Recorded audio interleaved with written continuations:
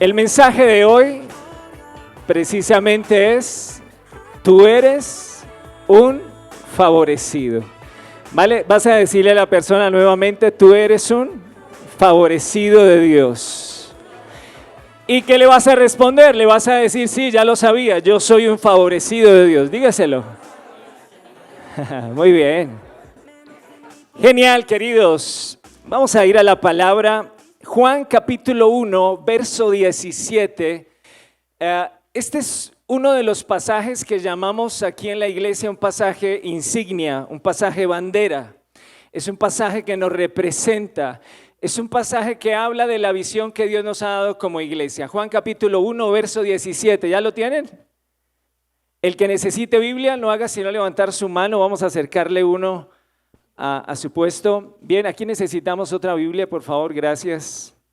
Juan capítulo 1, verso 17. ¿Ya llegaron? ¿Estamos allí? Voy a leerlo en la versión de la PDT. Dice: Dios dio la ley ¿por medio de quién? De Moisés. Pero el generoso amor y la verdad llegaron por medio de Jesucristo. Quiero inicialmente hacer un énfasis en la palabra pero. Creo en la PDT, está claro, no sé en la Reina Valera si nos aparece el pero. ¿Sí? Pero la gracia y la verdad vinieron por medio de Jesucristo.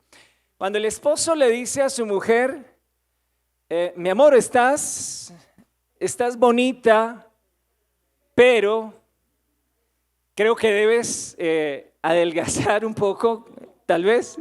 ¿Cómo queda eso? Claro, con el pero lo que hacemos es invalidar y en realidad estamos después del pero, estamos diciendo la verdad. Esa es la verdad del corazón, el pero. Pero, ¿ya?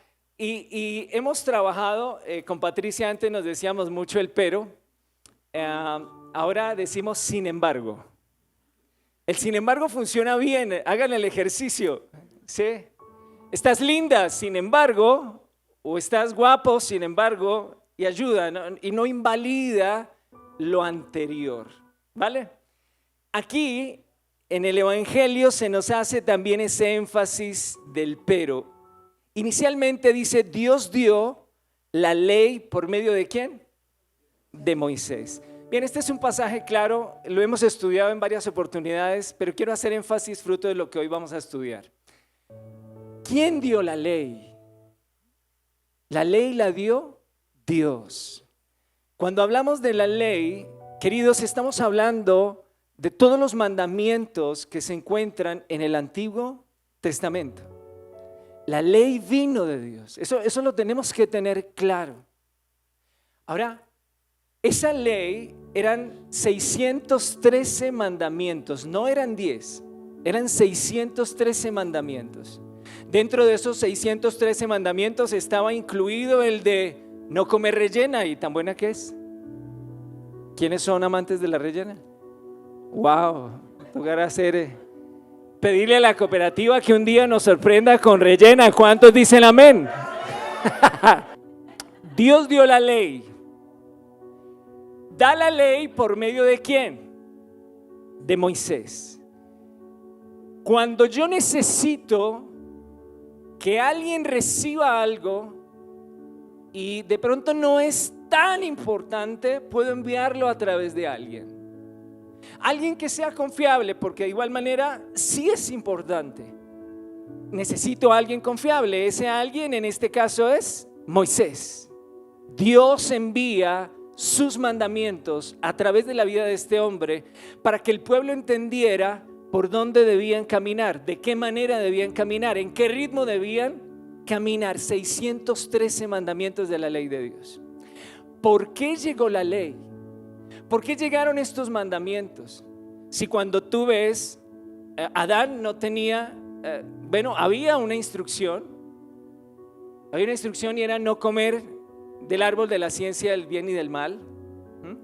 Pero Adán y sus hijos no tenían una ley. Un poco más adelante vemos a Abraham. O antes tenemos a Noé. Noé no tenía una ley. Abraham no tenía una ley. ¿Cómo vivían ellos para agradar a Dios? Lo hacían por gracia. Ellos vivían por gracia. Pero la ley llega cuando el pueblo de Israel se encontraba en Egipto. Recordemos, ellos vivían ya como esclavos en la tierra de Egipto. 430 años habían pasado. Y el pueblo empieza a clamar para ser liberados y que Dios los llevara a la tierra que le había prometido a Abraham, la tierra prometida.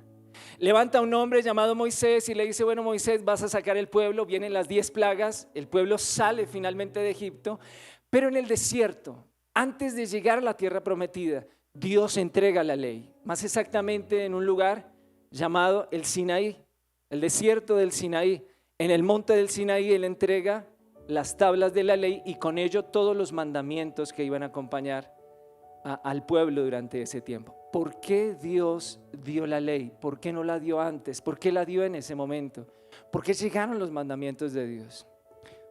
En el Éxodo capítulo 18, no vamos a ir, nos narra que Moisés iba a tener una cita con Dios en el monte Sinaí.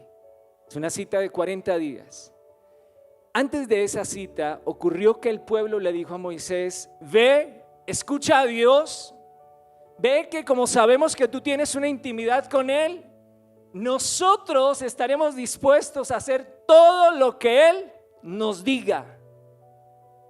Esas palabras del pueblo fueron el motor para que Dios finalmente entregara una ley, unos mandamientos. ¿Por qué? Porque el pueblo estaba confiando en su propia fuerza, en su propia obediencia, en su capacidad para agradar a Dios con sus hechos. Y el entregar la ley es como si Dios le estuviera diciendo al pueblo: ok, son muy buenos para obedecer, ok, aquí vienen 613 mandamientos, vamos a ver cómo les va. Si es que se creen tan buenos para obedecer, si es que se creen tan buenos para andar rectamente delante de mí, pues aquí está la ley. Por eso Dios entrega la ley. La ley es entregada por Dios para comprobarle al hombre que el hombre no podía en su fuerza agradar a Dios. El libro de Santiago nos da una cachetada a todos los que confiamos en el cumplimiento de la ley. Porque dice Santiago que el que falle en uno de esos 613 mandamientos de la ley, invalida toda la ley, se hace completamente pecador. O sea, no hay ninguna diferencia entre alguien que invalide 612 mandamientos a alguien que solamente invalide uno de esos mandamientos. Te hace injusto delante de Dios. Llega el Señor Jesús. Por eso dice el pasaje: Dios dio la ley por medio de ¿quién? Y aparece allí una coma. Lo que me indica es una nueva temporada. Viene una nueva dispensación para nosotros, como su pueblo, como su iglesia. Y por eso viene el pero. Queriendo decir, esto fue importante, sí, era una etapa que debía vivir el pueblo, pero me anuncia el cambio de algo y de una manera radical. Y dice la PDT, el generoso amor. En la Reina Valera aparece gracia.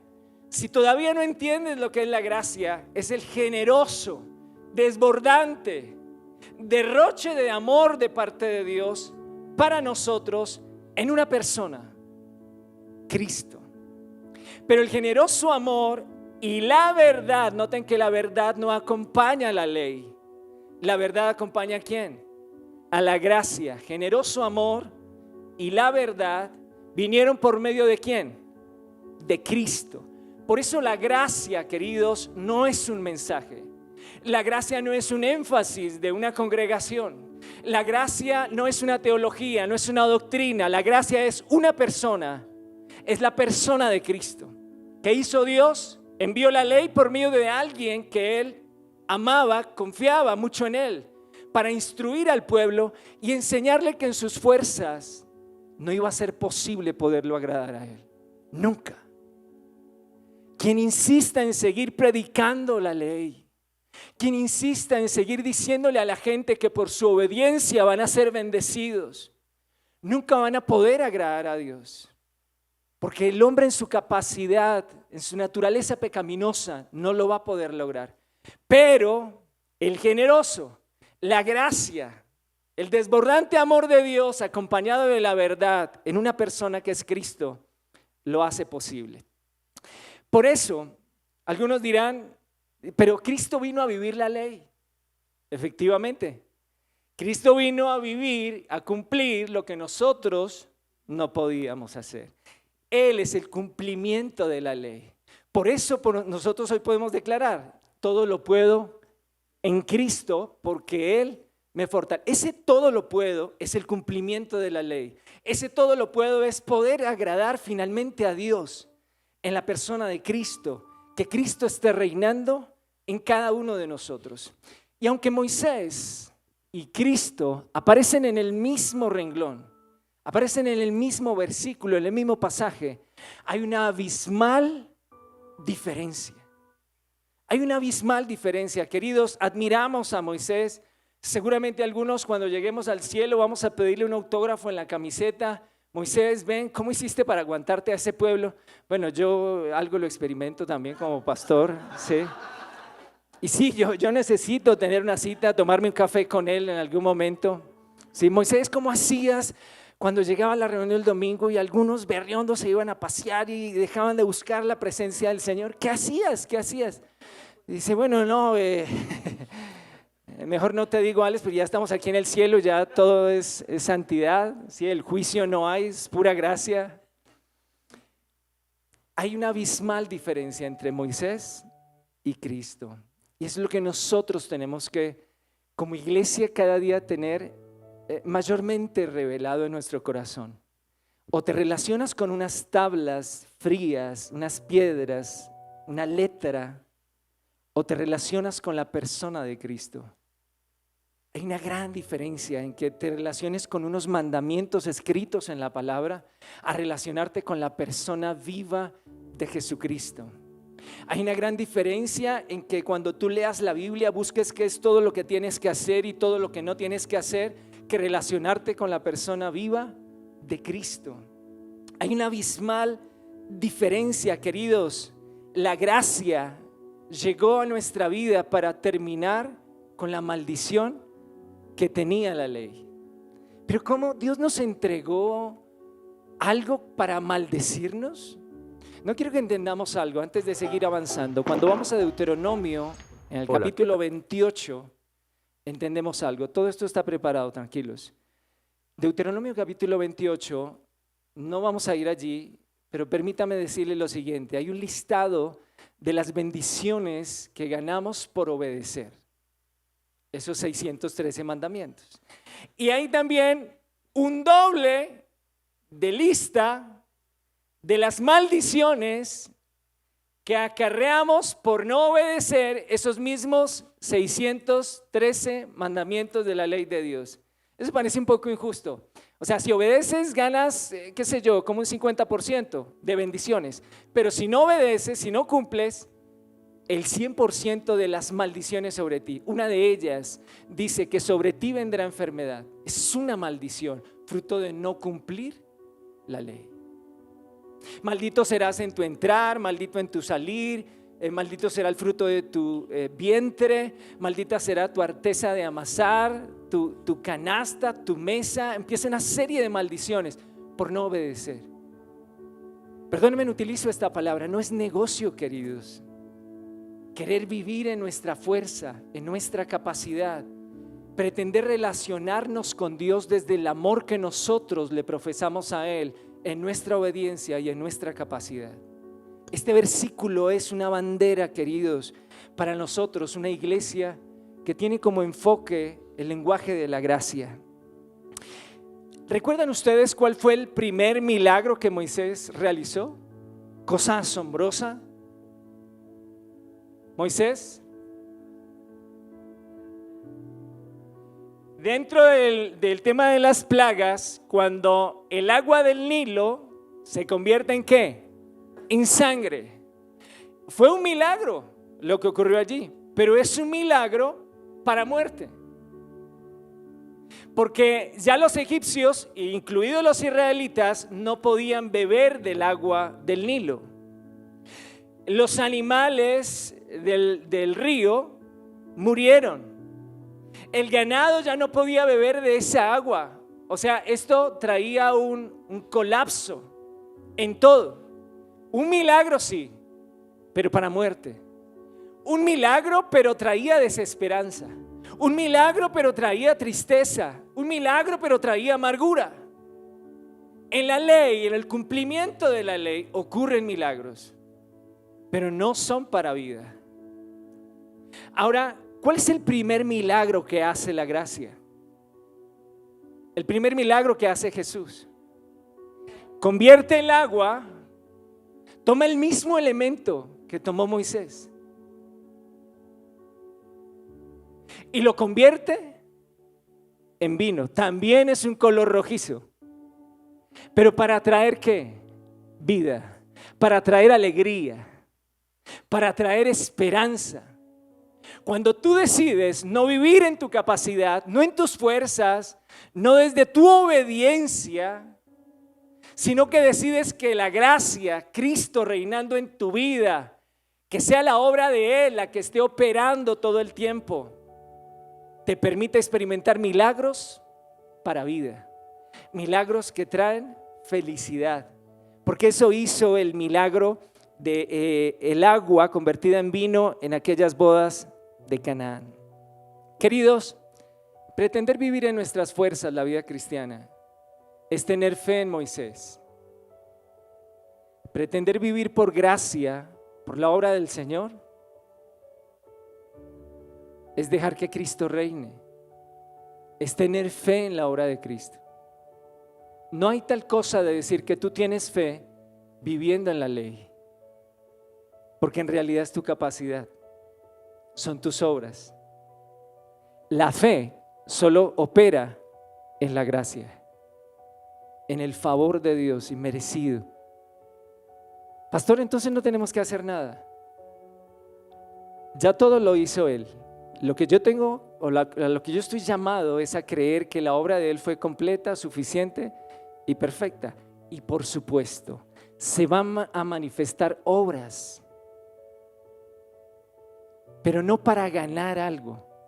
Se manifiestan obras en mi vida para agradecer por lo que ya Él me dio, para adorar, para exaltar, para glorificar. Son obras en gratitud, no buscando ganar algo, porque a la obra de Cristo no le faltó nada, queridos. Lo que me hace falta es creer. Lo que yo tengo que hacer es abrazar que ya esa obra fue completa para mi vida y en ella lo tengo todo. Fe, queridos, pero la fe actúa en la gracia. Hay otro pasaje que quiero traer a colación, es Gálatas 5:4, vamos a buscarlo. El apóstol Pablo allí en Gálatas está teniendo una charla bastante interesante. Habían algunos fariseos allí que confiaban precisamente en su capacidad. Estaban confundiendo a algunos en la iglesia porque querían todavía llevarlos a vivir por obras. Entre esas obras, la circuncisión. ¿Cuántos hombres quisieran vivir la ley y hacemos la circuncisión? Atención. Ahorita después de que terminemos la reunión? ¿Sí? A propósito, la circuncisión es buena. ¿Sí? Quien se hace la circuncisión de los varones pueden tener mejor salud. O sea, la ley no es mala, la ley es buena, porque la hizo el bueno. La ley, queridos, es perfecta, porque la hizo el perfecto. La ley es santa, porque la hizo el santo. Pero ni la ley me puede hacer santo, ni me puede hacer perfecto, ni me puede hacer bueno. Solo la obra de Cristo me hace bueno, me hace perfecto y me hace santo. No sé si vamos entendiendo la diferencia. Pablo está teniendo esta charla con los Gálatas y en el versículo 4 les dice algo, les dice: ustedes pretenden ser justificados con la ley. Recordemos la palabra justificados. Es que yo fui perdonado en mi pecado pasado, presente y futuro. Justificación, he sido hecho justo delante de Dios. Delante de Dios ya no hay pecado, el pecado fue borrado, el historial de fechorías que tú cometiste ya fue en Cristo borrado, ya no hay historial. Eso es el ministerio de justificación, perdón, y mis pecados ya fueron olvidados. ¿Estamos bien ahí? Pablo les dice, ustedes que pretenden ser justificados, ¿en dónde? O sea, por sus propias obras, por sus propias fuerzas, por sus propios actos, ustedes pretenden que yo los perdone, diría Dios. Por las obras que tú haces, por venir un domingo a la iglesia, ¿quieres que yo te perdone tu pecado pasado, presente y futuro y que yo no me acuerde más de tus pecados? Pablo les está diciendo eso por congregarse, por hacer una oración, porque la oración es más larga ahora, entonces yo voy a perdonarlos más.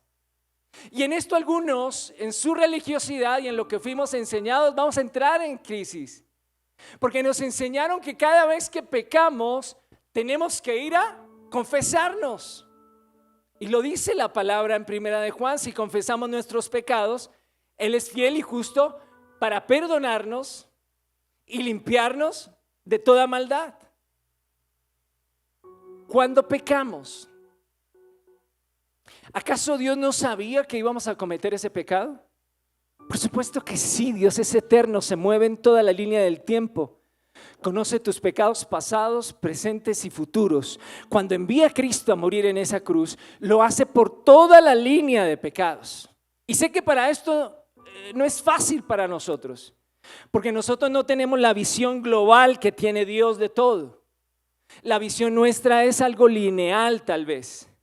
Cuando te paras en la Avenida de las Américas y estás viendo qué carros vienen, seguramente alcances a contar, no sé, 5, 10, 15 vehículos hasta donde te alcance la visión.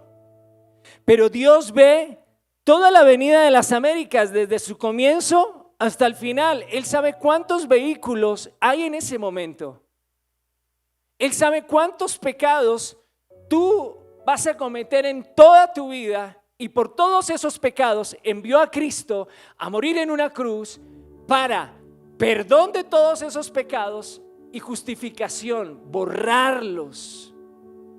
Porque Dios quedó satisfecho con el sacrificio de Cristo. Entonces, ¿qué pasa cuando pecamos? Cuando pecas, por supuesto, hay que ir a la presencia de Dios. Entender que lo que hice es pecado, que no es de agrado para Dios, pero el perdón Él ya te lo dio. El mayor perdón que ustedes y yo pudimos darle a Dios, el reconocimiento de nuestro pecado, la mayor confesión ocurrió cuando usted recibió a Cristo en su corazón. Pero si sigues pidiendo perdón y pidiendo perdón y pidiendo perdón, a ti no te ha sido revelada la obra de la cruz, porque crees que algo le hace falta. Y ese algo es que si tú dices, Señor, confieso mi pecado, entonces vas a recibir el perdón de Dios. No es por ley, no es por obras, no es por la demagogia en las palabras que utilices para orar, que Dios se va a mover en algo. Te ama, aún conociendo todos tus pecados. Te ama y por eso envió a Cristo a morir en una cruz. Lo que debemos hacer es abrazarnos a esa cruz, entender ese perdón que para nosotros no es algo lógico, entender que es un perdón completo para nosotros. Y si te abrazas a esa cruz y no dejas de mirar la obra de Cristo, el pecado ya no va a reinar en ti. Pero si seguimos diciéndole a la gente, no peques, eso es del diablo, no toques, no mires, estamos dimensionando el pecado. Y todo el tiempo vamos a estar pecando más. Porque estamos glorificando el poder del enemigo, no el poder de la cruz. Si está haciendo sentido, Pablo les dice: ustedes que pretenden ser justificados en la ley han quedado desligados de Cristo y de la gracia han caído. ¿Han escuchado el término? Hay personas que dicen: cayó de la gracia, porque mírenlo, se metió con otra mujer, porque hizo esto, porque hizo aquello. Cayeron de la gracia. ¿Sí? ¿Cuándo caigo de la gracia? ¿Cuándo me desligo de Cristo, como dice el pasaje? ¿Cuándo me separo de Él? No cuando pecas, querido.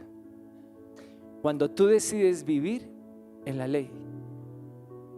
Pablo lo dice muy claro. Han quedado desligados de Cristo y de la gracia han caído. Fue por ese pecado precisamente que Cristo vino a morir. Es por ese pecado que Cristo vino a acercarse a nosotros. ¿Vamos bien? ¿Están bien, iglesia? ¿Sí? ¿Están aquí todavía? Muy bien.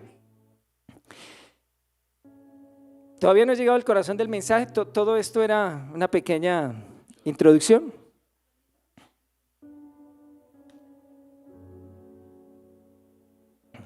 Bueno, no acostumbro a hacer comerciales pero hay un aviso, y es que los niños llegan a la 1 de la tarde. Tenemos tiempo entonces. ¿Qué pasó con Adán y Eva? En el jardín había un árbol que era el árbol de la ciencia del bien y del mal, y otro árbol que era el árbol de la vida. Esos dos árboles eran principales dentro de todo lo que había en el huerto, en el jardín. Los dos árboles resultan ser una tipología. El árbol de la vida es una tipología de Cristo, y el árbol de la ciencia, del conocimiento del bien y del mal, es una tipología de la ley. Dios le da la instrucción al hombre de no probar del árbol de la ciencia, del conocimiento del bien y del mal, queriéndole decir: puedes disfrutar del árbol de la vida. El Señor, cuando llega la gracia, Él dice: yo he venido para que tengan vida y para que la tengan en abundancia. Dicho de otra manera, soy el árbol de la vida, tomen de mi fruto. ¿Qué le dijo a la mujer que encontró en el pozo? Si vivieres del agua que yo te doy, no tendrás sed jamás, jamás. Vas a ser saciada. Vas a ser saciada. ¿Qué hizo el hombre? Tomó del árbol del conocimiento de la ciencia del bien y del mal. O sea, él quiso entender qué estaba bien y qué estaba mal. Cuando tú vas a la Biblia para mirar solamente lo que está bien y lo que está mal, estás probando de ese mismo árbol. ¿Cuál fue el resultado? Se desligaron de Dios, se separaron de Dios, porque no estaba diseñado el plan de esa manera, que el hombre viviera en sus fuerzas, que el hombre viviera en su capacidad. Estaba diseñado que el hombre dependiera completamente de Dios. Cuando tú decides vivir por gracia, es porque tú has decidido depender completamente de Él, no de tus fuerzas, no de tu capacidad, no de tu experiencia, no de tu conocimiento, no de la preparación que has tenido. Es por gracia, queridos. El hombre más preparado de la Biblia, por lo menos en el Nuevo Testamento, era Pablo. Pablo había estudiado en una de las mejores universidades, bajo los pies de uno de los mejores maestros de la época, Gamaliel. Pablo estudió en la mejor universidad del momento. Pablo era judío de judíos, fariseo de fariseos. Pablo tenía el pedigrí, por decirlo así, la clase más alta en ese momento. Y él ora a Dios por una situación que vivía espiritualmente, y Dios le responde, le dice: bástate mi gracia, porque mi poder se perfecciona en tu debilidad. Cuando decides vivir por gracia es porque decides depender completamente de Él, no en tus fuerzas, queridos. Cuando el hombre cae, cuando Adán y Eva caen, cuando son separados de Dios, cuando deciden independizarse de Dios, no depender de Dios, sino de ellos mismos, ellos corren a esconderse, ¿recuerdan? Corren a esconderse. ¿Y con qué se estaban tapando? Porque ellos se vieron que estaban desnudos. ¿Con qué se taparon? ¿Hojas de qué? De higuera. ¿Qué planta maldijo Jesús? La higuera. Fue la única planta que maldijo. ¿Por qué la maldijo? Porque no tenía fruto. Quiero que veamos el pasaje rápidamente. Está en Marcos capítulo 11, versos 21 al 23. Y dice, Pedro recordó lo que había dicho ¿quién? Jesús.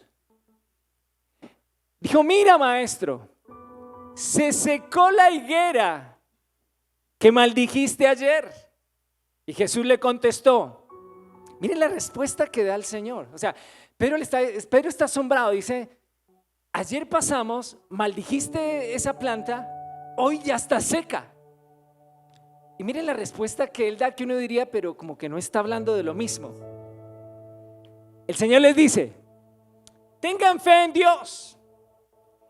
Les digo la verdad, cualquiera que le diga a esta montaña, levántate y lánzate al mar, y no dude en su interior, sino que crea que sucederá lo que dice, así se hará. Quiero que hagamos un énfasis en la palabra dude. Esta palabrita, queridos, palabra duda que aparece ahí, en el griego es diacrino. Diacrino. ¿Ok? No pretendo que aprendamos griego, pero es importante porque, vuelvo y les digo, la respuesta que el Señor da aquí pareciera que no encaja, ¿sí? Y el énfasis está ahí en esa palabra dude. Diacrino tiene dos composiciones: dia, que quiere decir a través de, y crino, que significa juicio. ¿Qué respuesta da el Señor aquí? Miren esto tan lindo. El Señor les dice, tengan fe, tengan confianza. Si ustedes dan una orden diciéndole a esa montaña, muévase, a ese problema, soluciónese, a esa enfermedad, sales de este cuerpo en el nombre de Jesús, al paralítico, levántate, lo que sea que declares, no debes dudar. La palabra duda que aparece aquí viene del original diacrino, a través de juicio. Por favor, ¿están aquí? Diacrino, día, a través. Crino, juicio. Lo que el Señor les está diciendo aquí a los discípulos es que cuando de declarar algo, de confiar en algo a Dios, de pedir algo a Dios, de clamar algo a Dios, no tenga el filtro del juicio. Porque el juicio trae condenación. Y entonces me devuelvo aquí un poquito para que entendamos. Cuando tú decides vivir por ley, la paga de que tú no cumplas la ley es juicio. Ese juicio es que tú debes morir. Debes pagar porque no llegaste, no cumpliste, no diste en el blanco. Lo que Cristo les está diciendo aquí es que la vida de fe no lleva juicio, no lleva condenación, no es por ley. ¿Vamos bien? Es que veo unos ojitos, pero bueno, tengo fe, vamos a seguir avanzando y si no todavía tranquilos. Él les está diciendo de una u otra manera, no vivan por ley, porque el vivir por ley emite juicio. Si hay juicio, alguien tiene que pagar, alguien tiene que morir. Y la fe no tiene nada que ver con eso, está completamente divorciada. Voy a aterrizarlo en un ejemplo. Estás pidiendo a Dios por algo, un milagro. Estás necesitando que la mano de Dios se manifieste en algo. si hay juicio en ti hacia la vida de una persona, si hay juicio hacia ti mismo, porque crees que estás pagando algo. A ver, esto no se me da porque creo que estoy pagando por algún pecado que yo hice. Ahí no opera la mano de Dios. Esa montaña no se va a mover, es lo que Él está diciendo. Porque hay juicio, porque hay condenación. Y eso es contrario a la gracia, al favor de Dios. Porque como crees que alguien tiene que pagar, o que tú tienes que pagar, lo que está operando es la ley, no la gracia. Esa palabrita duda que aparece ahí. Ahora vamos a ver un ejemplo rápidamente. Si desean ir a la Biblia, vamos a ver 3 pasajes claves en el tiempo que me queda. Esdras capítulo 3 verso 8. Eso está en el Antiguo Testamento. Voy a ponerlos en contexto mientras llegan al versículo. Esdras capítulo 3 verso 8 es un libro relativamente pequeño en el Antiguo Testamento.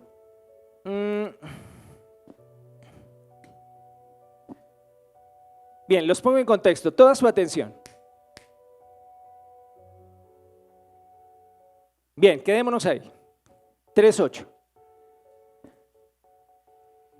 La primera situación difícil después de que el pueblo sale de Egipto, se establecen en la tierra finalmente, llegó un momento muy difícil para el pueblo de Israel.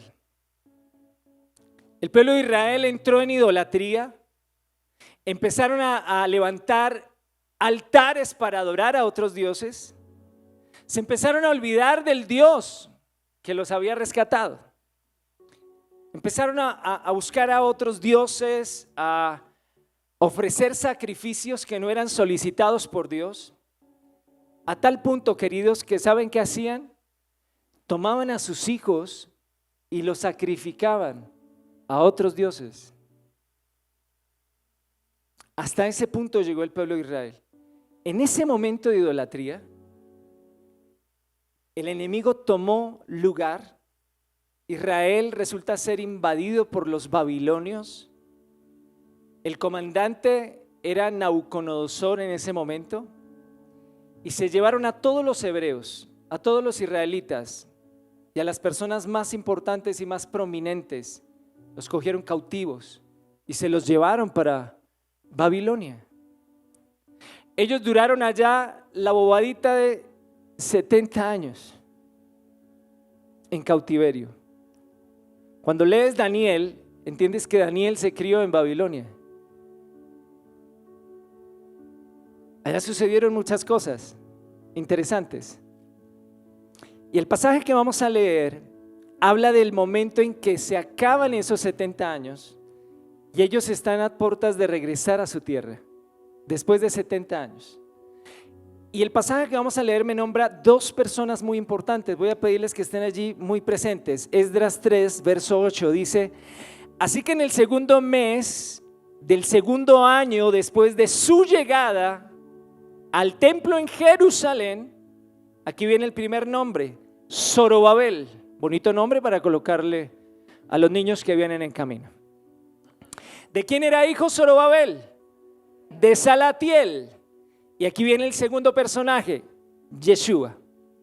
¿Hijo de quién? Josadac. Comenzaron a trabajar junto con sus hermanos, los sacerdotes, los levitas y todos los que regresaron a Jerusalén. ¿Después de qué? Del cautiverio de 70 años. ¿Vamos bien? Regresaron. Ya llevaban algún tiempo. Zorobabel, queridos, era el gobernador de Israel en ese momento. ¿Ok? Era como el rey. ¿Y quién era Yeshua? Era el sacerdote. Estas 2 personas, ojo con esto, son una tipología de Cristo, como rey y como sacerdote. ¿Vamos bien? Dice que ellos regresaron, empezaron a reconstruir el templo. Ellos tenían esta misión de reconstruir el templo. Cuando ustedes leen Nehemías, Nehemías tenía la misión de reconstruir las murallas alrededor del templo, porque todo había quedado hecho ceniza, no había nada. El templo había sido destruido, la ciudad había sido destruida, la gente había sido dispersada, muchos habían sido llevados en cautiverio, mujeres habían sido violadas, ancianos habían sido muertos, había pasado de todo. Y ellos regresaron después de 70 años, comandados por Zorobabel y por Yeshua. Zorobabel, gobernador; Josué, sacerdote. Ahora, ellos comienzan a edificar el templo. Era lo más importante para nuevamente volver a tener intimidad con Dios, adorar a Dios, poder ofrecer nuevamente sacrificio. El templo es muy importante, tanto que hoy la guerra se desata por el lugar, el epicentro, donde debe estar el templo y donde según la profecía debe ser nuevamente construido. Lo que ves en la foto de Jerusalén, una cúpula dorada, es el Domo de la Roca. Eso es una mezquita, es ocupación árabe en este momento. Es una cosa loquísima, porque arriba están los árabes, después está el Muro de los Lamentos y ahí están los judíos. Es el lugar más sagrado para ellos porque es el lugar más cercano a donde estaba el templo. Y tengo una mala noticia: el aviso dice que el tiempo se me ha terminado. Voy a tratar de avanzar, creo que vamos a quedar en continuará, pero voy a avanzar, sí, para que vengan dentro de 8 días. Vamos a ir o anoten solamente el pasaje, creo, igual lo vamos a tener allí en pantalla. Zacarías capítulo 3, versos 1 al 5. Ellos comienzan a edificar el templo, ¿bien? Ellos están súper motivados a reconstruir nuevamente la casa de Dios. Es Zorobabel como rey y es Josué como sacerdote. Fichas claves, ¿ok? Para reconstruir nuevamente la presencia de Dios en medio de ellos. Pero la obra se detuvo. Hubo un momento en que se estancó. Y quiero hablarle en este momento a aquellos que han comenzado algo, pero en algún momento se estancó esa obra, se paralizó. Y vamos a ver bíblicamente cuál es una de las razones principales de que un proyecto, un anhelo, un sueño se trunque en el camino.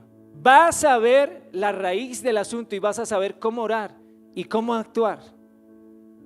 Sea que sea una relación, sea un proyecto económico, sea algún sueño y se paralizó en algún momento. Ellos comienzan a edificar, era su mayor sueño edificar el templo. Era su mayor necesidad, todo giraba alrededor del templo, la vida del pueblo estaba alrededor del templo. Pero la obra se detuvo. Podríamos decir, les faltó plata, faltaban manos para trabajar. ¿Qué faltaba? Y vamos a ver aquí la razón. Zacarías 3, 1 al 5 dice: luego el ángel, los pongo en contexto nuevamente. Zacarías es profeta. Dios tuvo que enviar un profeta a Zacarías y a Zorobabel y a Josué para que nuevamente la obra despegara. O sea, tenía que haber profecía, tenía que haber una voz de Dios aclarándoles qué estaba pasando para que ellos nuevamente empezaran la obra, continuaran la obra. Miren lo que pasa. Zacarías tiene una visión, dice: luego el ángel le mostró a Zacarías al sumo sacerdote. ¿Quién era el sumo sacerdote? Josué, que estaba frente al ángel del Señor. Aquí esta palabra traduce el trono de Dios, o sea, es Dios mismo. Ojo con esto, queridos, por favor, muy atentos. Dice: y Satanás estaba al lado derecho ¿de quién? De Josué. Todo esto lo está viendo Zacarías en visión. En la visión está viendo a Josué, el sacerdote, está viendo el trono de Dios y está viendo a Satanás al lado ¿de quién? De Josué. Pilas. Dice: Satanás estaba al lado derecho de Josué. ¿Para qué? Acusarlo, castigarlo, emitir juicio. Recuerden que la palabra Satanás, el nombre Satanás, es el acusador de los hermanos. Todo el tiempo te está acusando. Cada vez que tú fallas, cada vez que pecas, está ahí para producir juicio, condenación. Queridos, si todavía no te ha amanecido la gracia y sigues emitiendo juicio hacia otras personas por lo que han hecho, por lo que han dicho, por la manera como han reaccionado hacia ti, no has entendido la gracia. Estás siendo un parlante de Satanás, porque es lo que él más sabe hacer. Porque él sabe que si alguien acepta juicio, acepta condenación, ahí la gracia no fluye.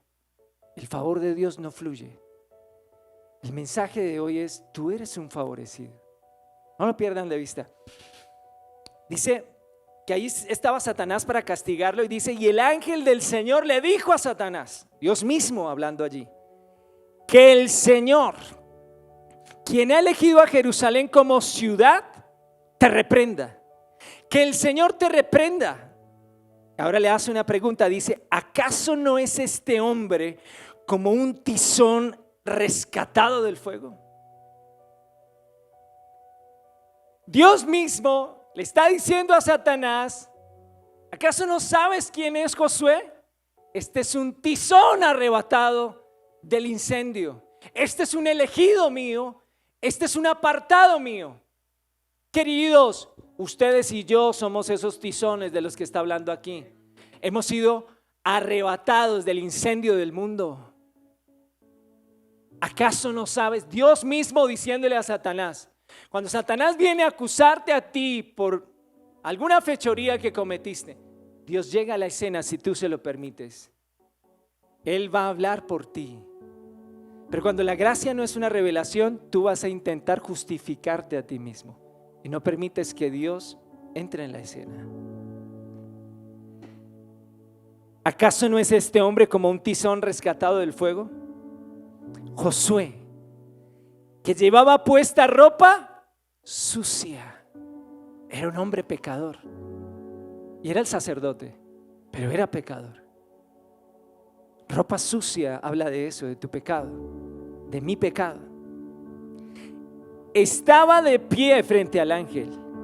El ángel le dijo a los otros ángeles que estaban con él: rápido, quítenle esa ropa. Luego le dijo a Josué: mira, he borrado tu pecado y te vestiré con prendas finas que usan los sacerdotes.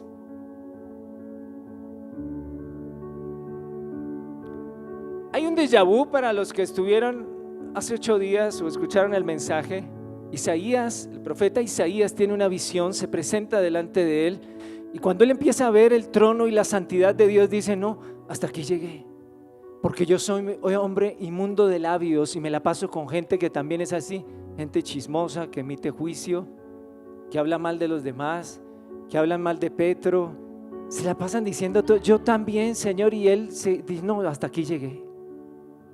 Cuando él dice eso, se acercó un ángel arrebatando un tizón encendido, dice, algo muy similar a lo que pasa aquí, y le toca los labios, le brinca los labios y le dice: eres libre de culpa y tus pecados han sido borrados.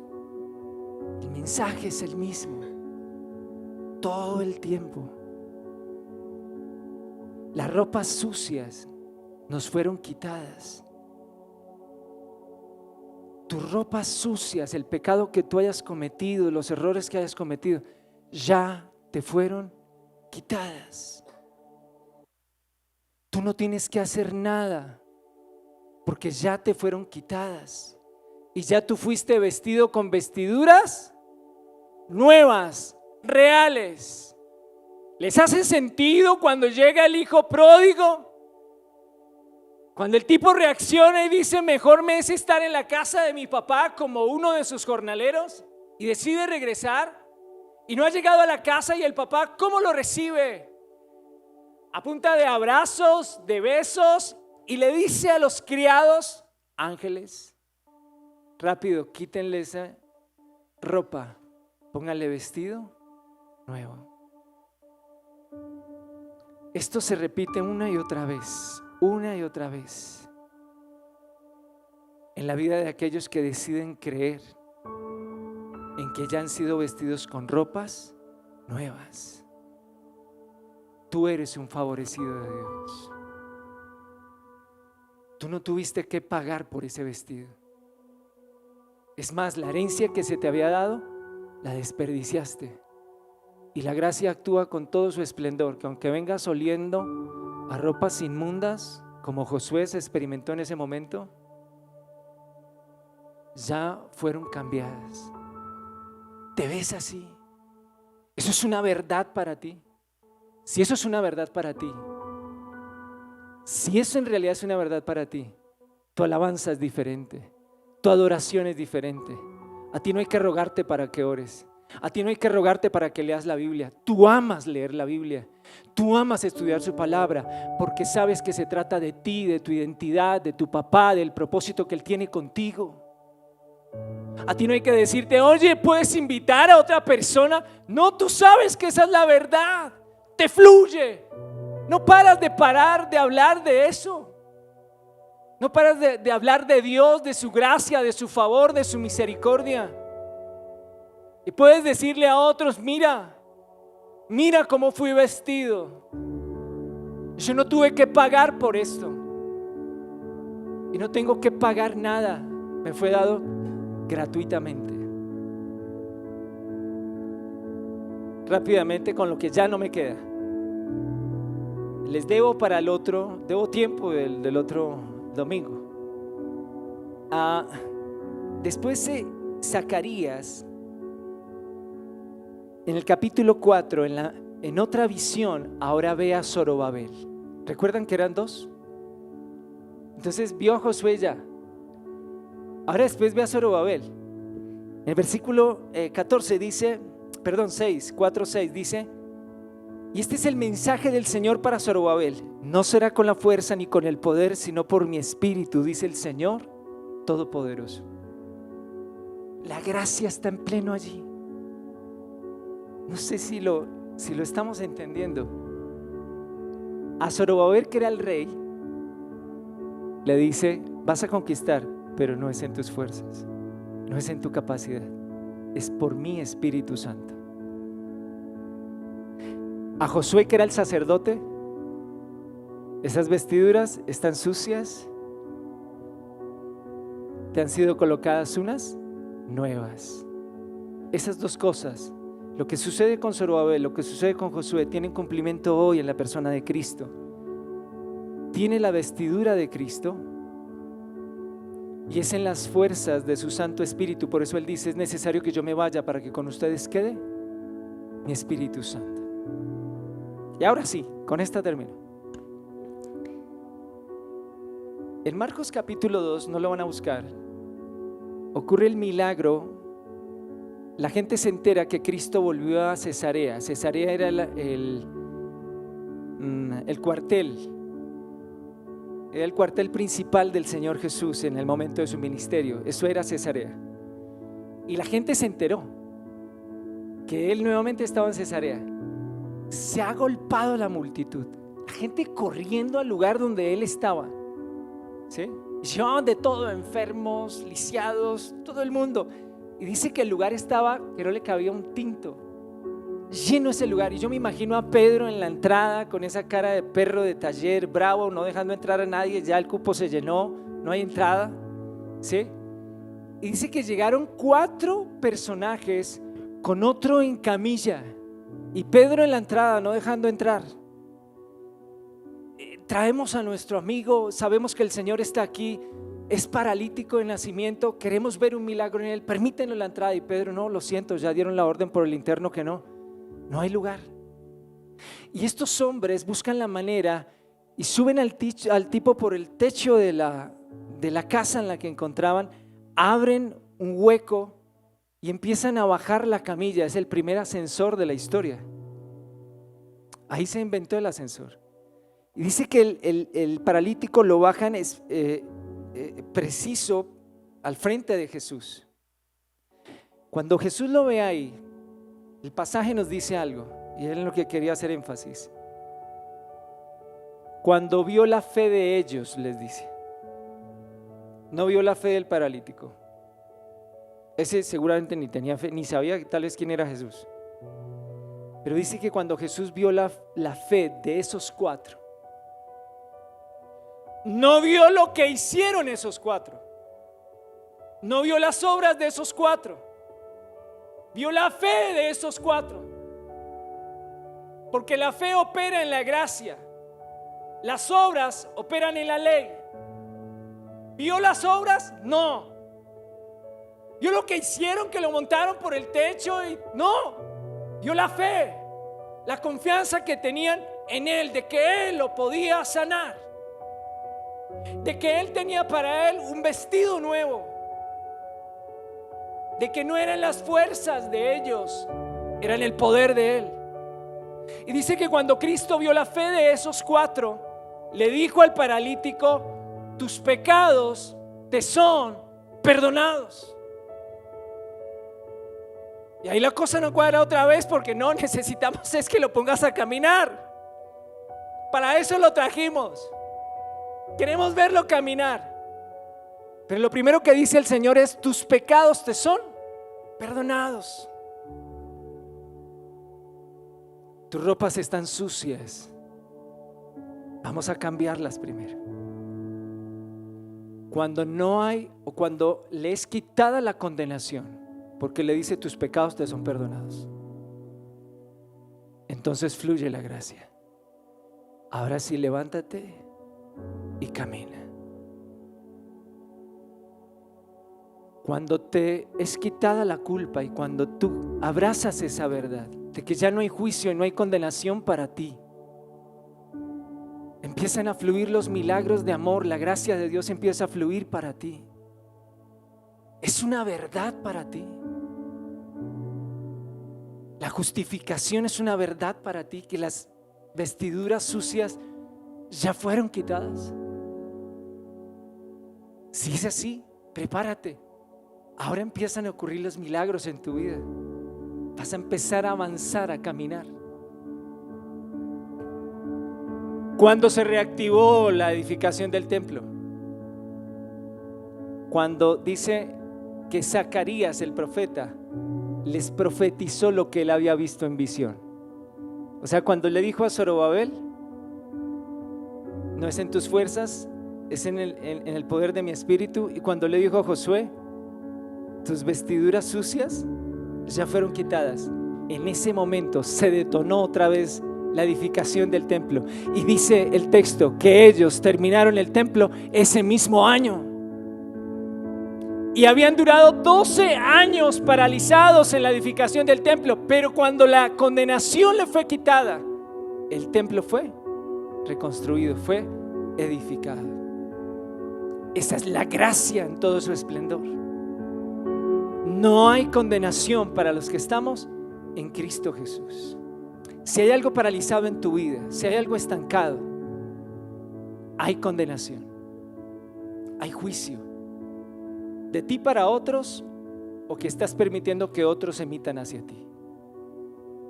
Y ni ellos te deben a ti en Cristo, ni tú le debes a nadie en Cristo, porque ya Cristo pagó completamente. Amén. Traté de correr lo que más pude. Vamos a orar. Pongámonos en pie.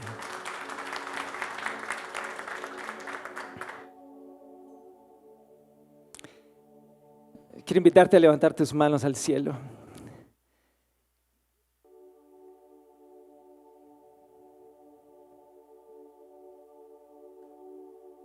Y que por los ojos del Espíritu tú puedas visualizar el regalo que ya te fue entregado.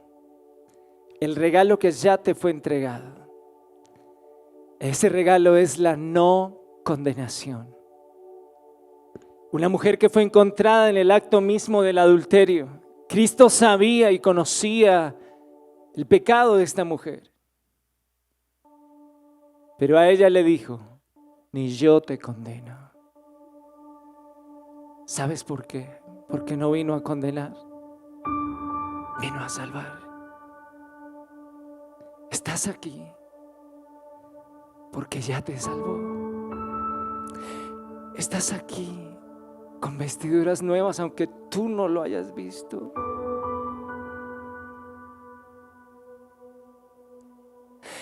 Estás aquí, pareciera que es en tus fuerzas, pero en realidad no ha sido así.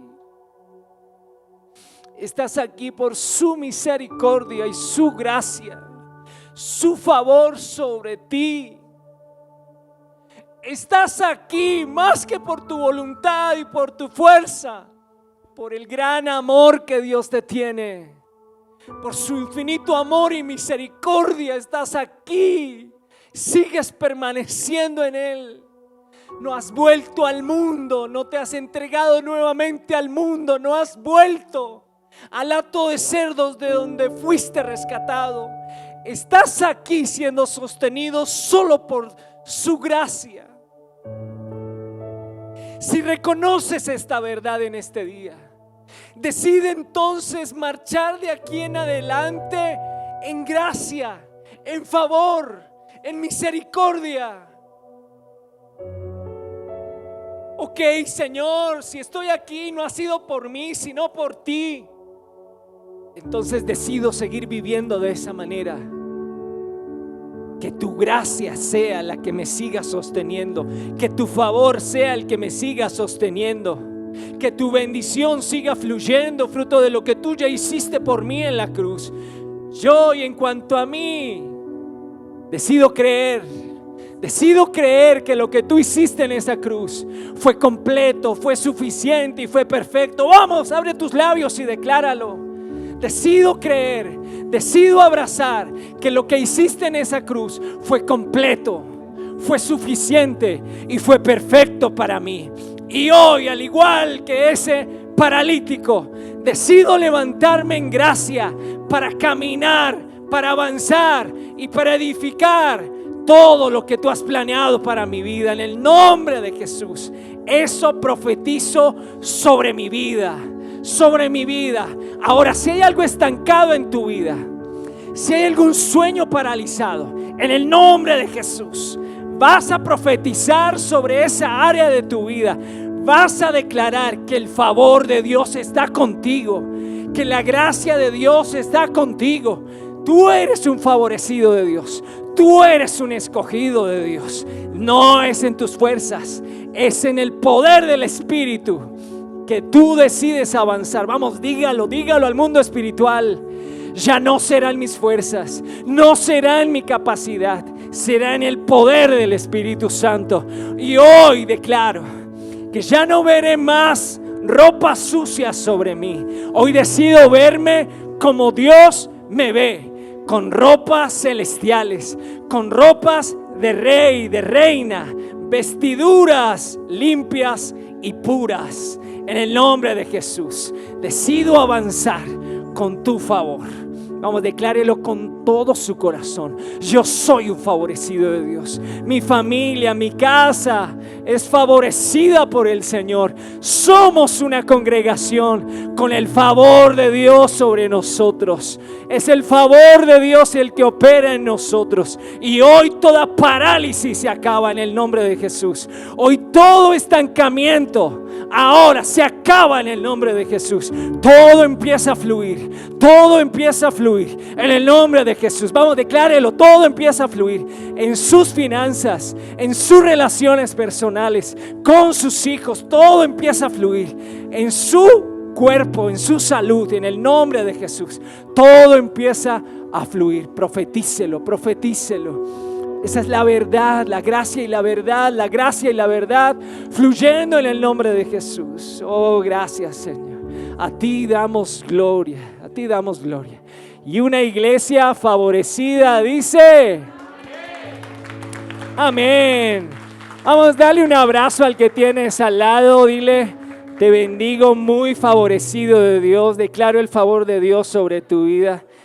Y declaro que así caminas. Bendecimos a todos los que se conectaron con nosotros. Y de igual manera los declaramos favorecidos de Dios.